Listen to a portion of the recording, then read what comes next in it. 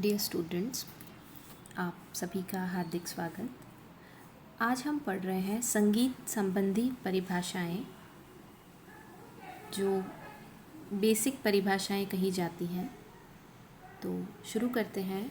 सबसे पहले हम आते हैं आरोह। ये जो परिभाषाएं हैं यह बेसिक संगीत के नॉलेज के लिए हमें पढ़नी है।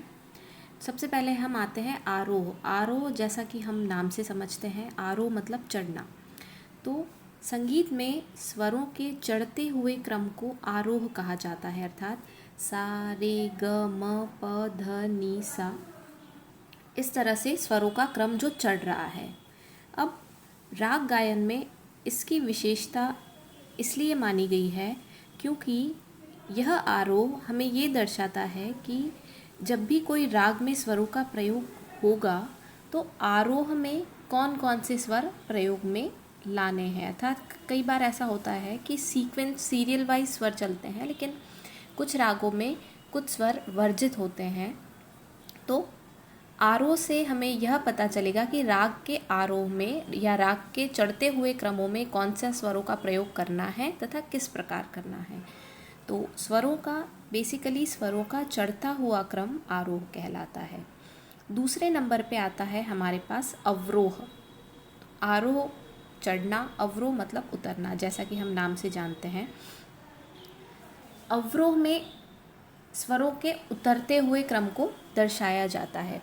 अर्थात जब भी राग गायन हम करते हैं तो जिस प्रकार आरोह में स्वरों को लेकर ऊपर चढ़ा जाता है, वहीं अवरोह में स्वरों से नीचे उतरा जाता है। अर्थात सा नी ध प म ग रे सा, इस तरह से।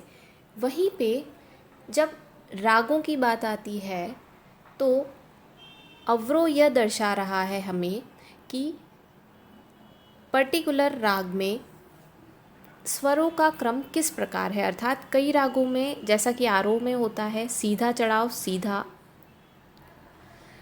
अवरोह में सीधा उतार, यह है। लेकिन कुछ रागों में कुछ स्वर वर्जित होते हैं या स्वरों के लगाने का तरीका अलग होता है। तो हमें आरोह और अवरोह से यह स्पष्ट हो रहा है कि पर्टिकुलर राग में स्वर किस तरह से चढ़ते हैं तथा किस तरह से उतरते हैं। जैसे कि हमारे किसी एक राग के आरोह में 7 स्वर हैं, लेकिन अवरोह में उस राग में सातों स्वर प्रयोग में नहीं आ रहे हैं, कुछ स्वर कम प्रयोग में आ रहे हैं, या मान लें 5 स्वर प्रयोग में आ रहे हैं। तो आरोह में तो जब भी हम गाएंगे तो सारे स्वर प्रयोग में आएंगे, लेकिन अवरोह में हमें ये ध्यान रखना है कि 2 स्वर वर्जित हो रहे हैं, तो अवरोह में हम सिर्फ 5 स्वरों को गाएंगे। तो इस प्रकार आरोह और अवरोह का महत्व संगीत में माना गया है। तीसरे नंबर पर जो चीज़ आती है वह है पकड़। पकड़, जैसा कि नाम से हम समझ सकते हैं कि पकड़ कर रखना अर्थात बांधे रखना। तो यहाँ पकड़ से संबंध यह है कि पकड़ स्वरों का वह समूह है जो हमें यह दर्शाता है कि राग कौन सा है। हमें पता है कि हमारा शास्त्रीय संगीत राग प्रधान संगीत है। हम रागों से गायकी हमारी जानी जाती है। तो स्वरों का वह समूह जो हमें यह दर्शाता है कि यह राग यह है। अगर हम गाते हैं नी रे ग रे सा, तो ये स्वर लगते ही हमें लग जाता है कि यमन गाया जा रहा है। वहीं हम जैसे अगर हम गाते हैं सा रे ग प ध सा, सा ध प ग प ग धा प, इस तरह के अगर कुछ स्वर गाते हैं तो हमें लग जाता है कि भोपाली गाया जा रहा है। तो ये जो स्वरों का समूह है जो गाने से हमें राग की पहचान हो जाती है, उसे पकड़ कहा गया है। अर्थात स्वरों का वह समूह जो राग के चलन को दर्शाता है, वह पकड़ है। अगली जो चीज़ हमारे सामने है वह है सप्तक। सप्तक अर्थात 7 स्वर। तो संगीत में मुख्य रूप से सा रे ग म प ध नि, ये 7 स्वर हमारे मुख्य स्वर हैं। जब हम इन सातों स्वरों का गायन करते हैं एक साथ तो यह कहलाता है सप्तक, अर्थात 7 स्वरों का समूह। अब हम आते हैं अगली कड़ी में, जिसमें आता है वादी। वादी स्वर भारतीय संगीत का सबसे मुख्य स्वर माना जाता है। राग में प्रयुक्त होने वाले, हम किसी भी राग में हम जानते हैं कि राग निर्माण के लिए हमें मिनिमम 5 स्वरों का प्रयोग करना पड़ता है, लेकिन ये पांचों स्वर एक जैसी इम्पोर्टेंस राग में नहीं रखते हैं। इन पांचों में से एक स्वर ऐसा माना गया है जो राग में सबसे अधिक जोर रखता है, अर्थात जिस पर बार बार रुकना अधिक पड़ता है, तो उसे राग का वादी स्वर कहा गया है। वादी स्वर बहुत सबसे मुख्य स्वर होता है। जब हम गाते गाते राग में स्वरों को गाते गाते जब हम न्यास करते हैं, अर्थात हम ये जानते हैं कि हम फ्लोलेसली स्वरों को नहीं लगाते हैं, हम बीच बीच में टुकड़े लगा लेते हैं। तो स्वरों के जब टुकड़े गा के जिस स्वर पे रुका जाता है, अधिक जोर दिया जाता है, वह होता है वादी स्वर। वादी स्वर को राग का राजा माना गया है, अर्थात इसको राजा स्वर की संज्ञा भी प्रदान की गई है। गायन में बार बार इस स्वर का प्रयोग हमें देखने को मिलता है। अगली जो चीज़ आती है वह है संवादी। वादी स्वर सबसे मुख्य स्वर। संवादी स्वर वो स्वर कहा जाता है जो अन्य स्वरों से थोड़ा ज़्यादा महत्व रखता है, लेकिन वादी स्वर से थोड़ा कम।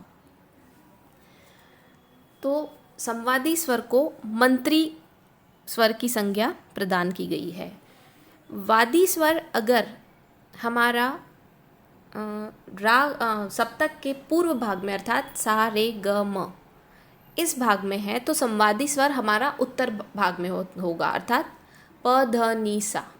तो वादी और संवादी स्वर के बीच में 4 से 5 स्वरों का अंतर माना जाता है। तो अगर हमारा वादी सा है तो हमारा संवादी या तो म या प होगा, रे ग नहीं हो सकता है। अगली जो परिभाषा है वह है अनुवादी। अनुवादी स्वर क्या चीज़ है?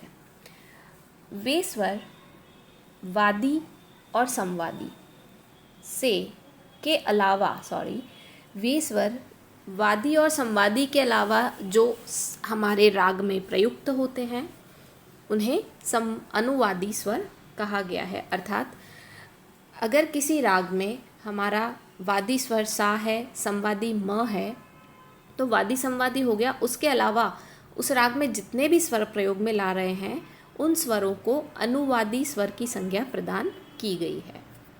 अगले नंबर पे आता है विवादी। विवादी स्वर अर्थात वह स्वर जो विवाद पैदा करता है, लेकिन विवाद 2 तरह का है। यहाँ पर राग में कई बार वर्जित स्वर, अर्थात जैसे कि मैंने आपको बताया कि आरोह और अवरोह में कई बार कोई स्वर नहीं लगता है तो उसे वर्जित स्वर कहा जाता है। तो कई बार राग में सौंदर्य उत्पन्न करने के लिए जो स्वर लगाया जाता है उसे विवादी स्वर कहा गया है। ये तो हो गया सौंदर्य उत्पन्न करने के लिए। जैसे हम जानते हैं राग बागेश्री है जिसमें पंचम स्वर वर्जित है, लेकिन बागेश्री में हम म प द ग म ग रे सा इस तरह से कहीं कहीं पंचम स्वर का प्रयोग करते हैं, तो वह राग को सुंदर बनाता है।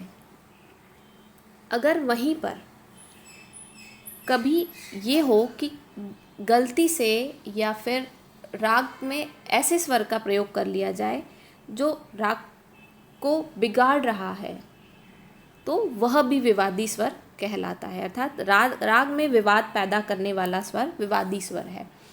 तो विवादी स्वर का प्रयोग अगर आप अपने राग में सौंदर्य उत्पन्न करने के लिए भी कर सकते हैं, और विवाद के लिए तो इसका उपयोग होता ही है। उपयोग नहीं, मतलब विवाद के लिए भी यह स्वर जाना जाता है कि राग में विवाद पैदा करता है, राग का स्वरूप बिगाड़ता है।